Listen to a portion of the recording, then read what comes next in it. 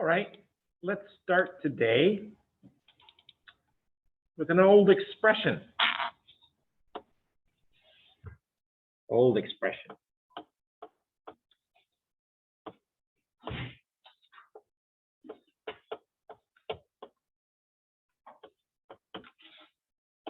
The early bird gets, what's this expression? It's old. I think they're talking about a robin. Robins are one of the rare birds that are carnivores. So what are they hunting? Especially after it rains? Worms. Okay, so apparently this expression is so old that it's not relevant anymore. So let's make our own expression. And this, guys, don't take this seriously. If you do, you'll probably get sad.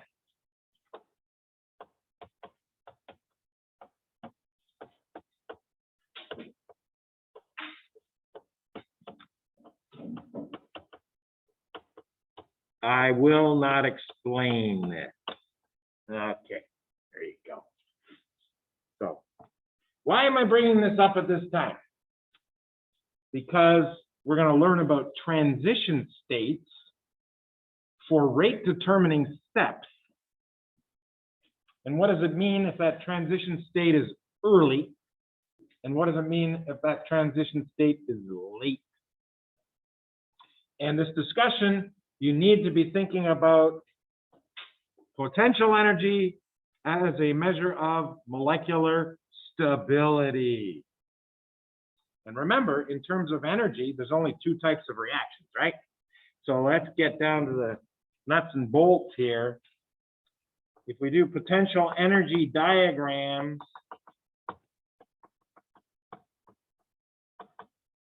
along the y-axis,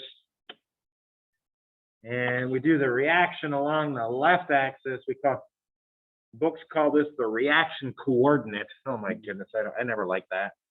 How about reaction progress? And the two types of reaction are called endothermic and exothermic. Wow. What's the distinction between endothermic and exothermic? Well, in a reaction that starts with molecules that have low potential energy, remind yourself, low potential energy means it's pretty stable. And they end at a higher potential energy. It's called endothermic. Blue would be, well, we use blue. Oh, well, light blue. Endothermic. And the reaction goes like this. There we go. And what this means is molecules must gain at least this amount of energy before they are permitted to react. Okay? And when they get to this amount of energy, they're going to interact with each other and form a complex at the top of the hill, whose short form is this. And whenever you see square box with a telephone pole, what are we referring to? What is this square box with a telephone pole? Uh-oh. It's called the transition state.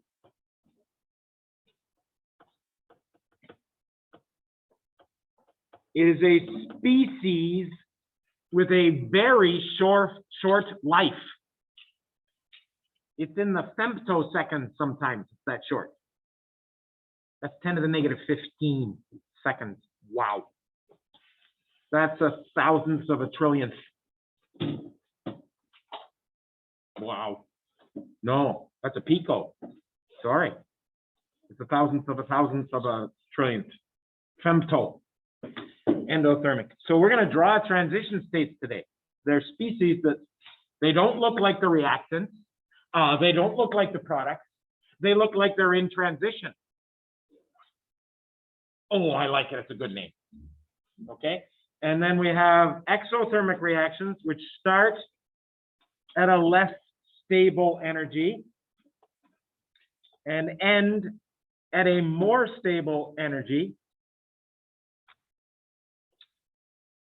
And they have typically much lower activation energies because they're starting up high already. There we go. And the transition state always lives at the top of the hill. Can I just go TS this time? TS stands for what? Thelonious sphere? I had to throw that in there. Nobody got that one. Transition state. Okay, and this is what kind of reaction over here? Exothermic.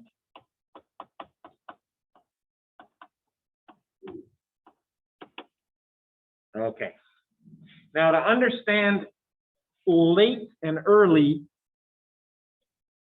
I have a favorite example that's bizarre.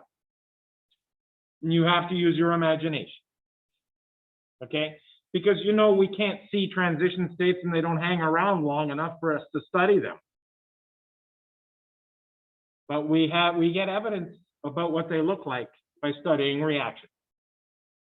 Okay? And you don't have to see somebody to know a little bit about them.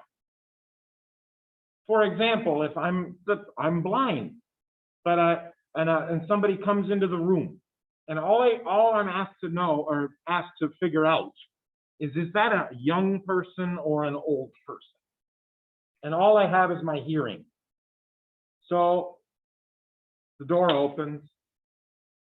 Somebody enters the room and I'm hearing this, a lot of stuff going, wow, this thing is moving a lot. Are you going to guess that's an old person? No, based on the energy level, I'm going to say that's a young person, right? And that's a pretty good approximation. Somebody said, yep, you're right on that one. Then door opens, you hear pretty much nothing, but you hear a little shuffle. You're going to guess that's an older person, right? Okay. So we're doing what's called anthropomorphization. And it's one of my favorite things, but we're not supposed to do it as scientists. Humanize the science, right? Molecules aren't people. But the example is about energy, right? People have energy, molecules have energy. We can relate. Okay. So if that's an old person, we say they're in a late transition state in the reaction called life. Just think of life as a big reaction, okay?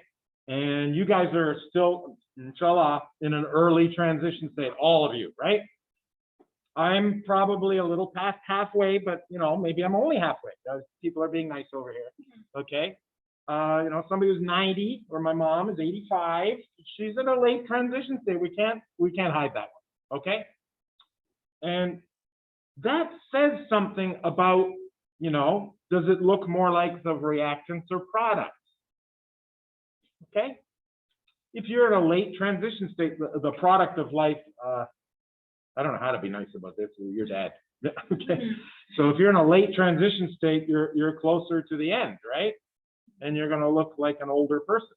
And if you're in an early transition state, then you're at the beginning, you're going to look more like a young person.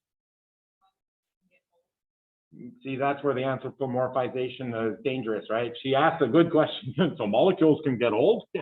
Yeah, in 2 femtoseconds, that molecule just got old when it's a transition state. Then you're right, they don't. Telomeres shortened.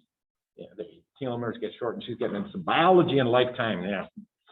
Okay, so which of these transition states has an energy closer to the energy of the reactant than the product? The exothermic reaction, the energy difference between these two is very small. So what I'm saying is this gentleman named Hammond came up with this brilliant it's elegant. I have no other word for it, elegant. He says, okay, if the energy of the transition state is more similar to the energy of the reactants than the products, then the appearance of the transition state should look early. Should look like the reactants more than the products. Okay, so that molecules don't have to get old anymore. It's just who you look like, okay? As opposed to the energy of a transition state in an endothermic process is very similar to the energy of the product. I expect that transition state to look more like the products than the reactant. And two perfect examples are this reaction here. I'm going to give you propagation step 1 for the chlorination of methane. You ready? And on the next one, I'm going to give propagation step 1 for the chlorination, or the iodination of methane. And you're going to tell me which one's late and which one's early. So, some research will be involved. CH4 plus ClCl, prop 1. Oh, prop 1 doesn't have ClCl. Prop 1 uses Cl radical. You remember that? We're just doing prop 1 as something that's fresh in our mind. It could be any reaction, everybody, any reaction. Prop 1, and that reacted and gave HCl plus CH3. And what are these dots called again? Radicals, yeah.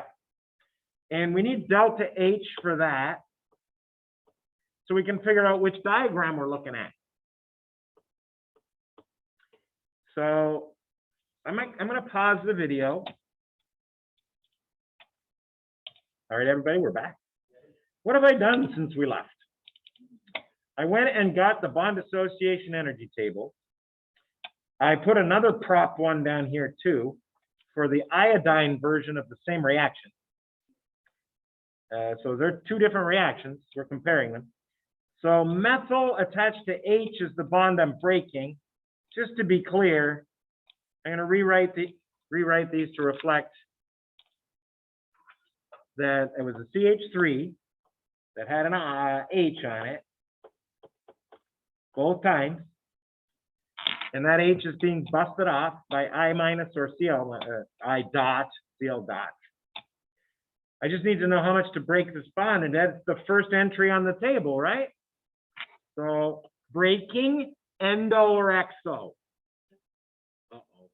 That universe I can't imagine, where breaking bonds is spontaneous, like everything's falling apart all the time. That is that universe what you just described.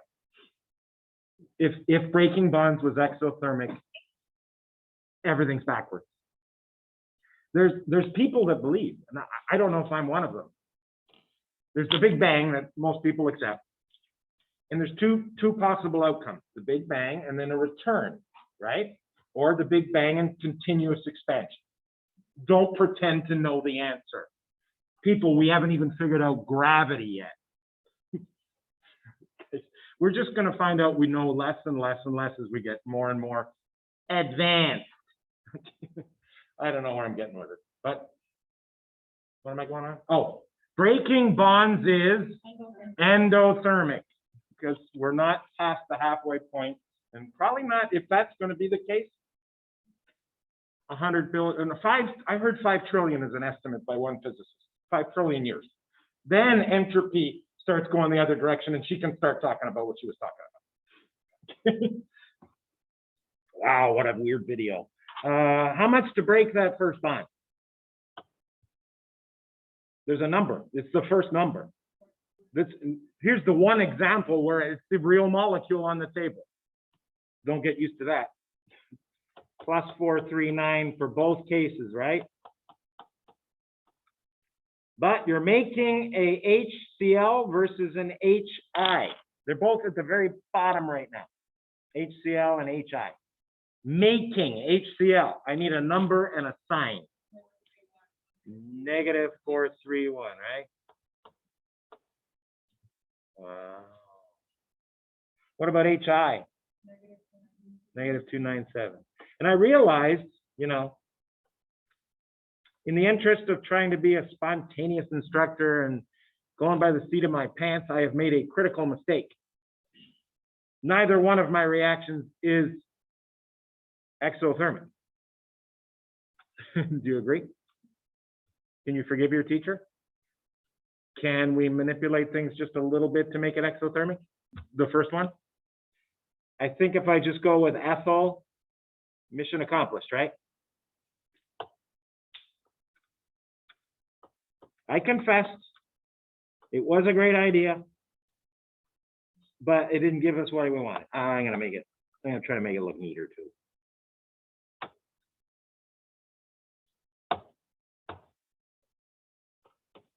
And my numbers just changed. That's okay. This gives us more practice looking up numbers. Primary carbon breaking its bond. 418, right? And remember, I got to fix these two. No big deal.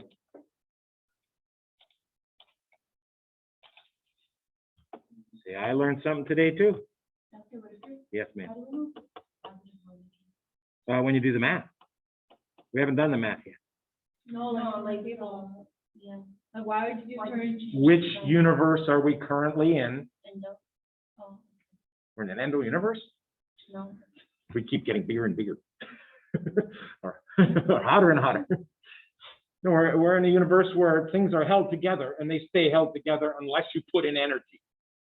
Breaking is endothermic. That's the answer to your question. How do you know when it's endothermic? Are you breaking or making a bond? I'm breaking it. You're endothermic. You're making it. You're exothermic. End of story. So, how much? If we go back to the theory of energy, energy is not created or destroyed. Correct. Energy is neither created nor destroyed. Yes, sir. What's the question? No. So it's if something is endo, there's something exo. No, if something's endo, the thermal energy is endo, the potential energy is exo by the same amount. Yeah, they balance exactly. Correct. We are talking a potential energy diagram upstairs. We're using thermodynamics downstairs. They're related, but they're in opposite directions. That's a good point. I'm glad it came up. So delta HP1 for the first one, 418 minus 431. You're not memorizing any equations. You're not doing anything to do with that gentleman named Hess. You already took care of it. Breaking is endothermic, making is exothermic. Use the numbers you wrote down. There's the memorizing. Negative 19, negative, I don't know, 13. Yeah, negative 13. And well, that's a big difference. 8 minus 7 is 1. 1 minus 9 is 2. And that became a 3 and 121 positive. Endo big time, right? Okay. Reminder. Endothermic.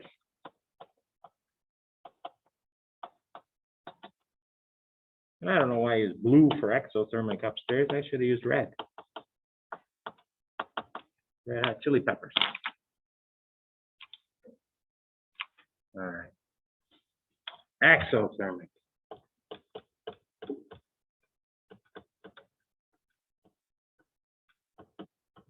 Nice. So in the exothermic reaction, we're going to draw a transition state. You ready? Think you can handle it? What's this symbolism that says you're looking at a transition state? Square brackets, we'll put them in purple. And telephone pole outside. Transition state. There's an atom that's transitioning in both reactions. Which atom is transitioning in both reactions? Hydrogen.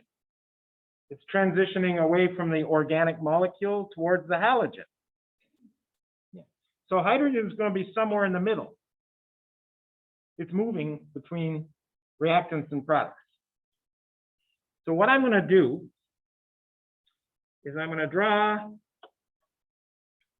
CH3, CH2, and it's losing somewhere in there. There's a halogen, or an H, sorry. And same story down here. I'll try to draw it a little better down here, put this on an angle.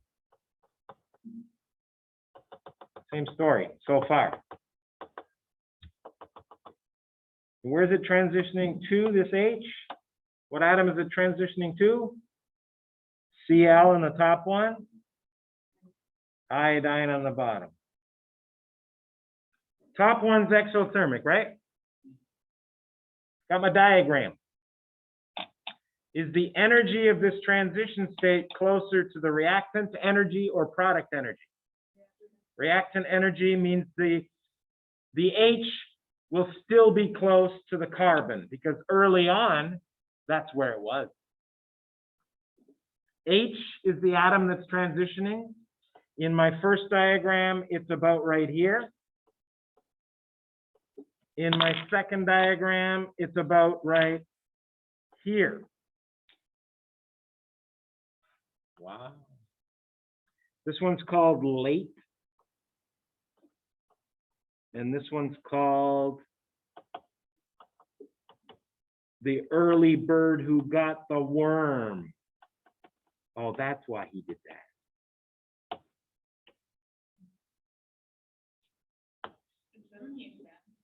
Oh, absolutely on the exam.